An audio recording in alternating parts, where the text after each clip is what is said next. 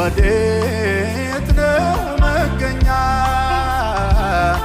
ስፍራ ወሰን አለ ወይ? እወርድ ቆላ ብወጣ ወደ ደጋ ውስጥ ውስጤ ታወቀኝ ጌታ አለ ከኔ ጋር።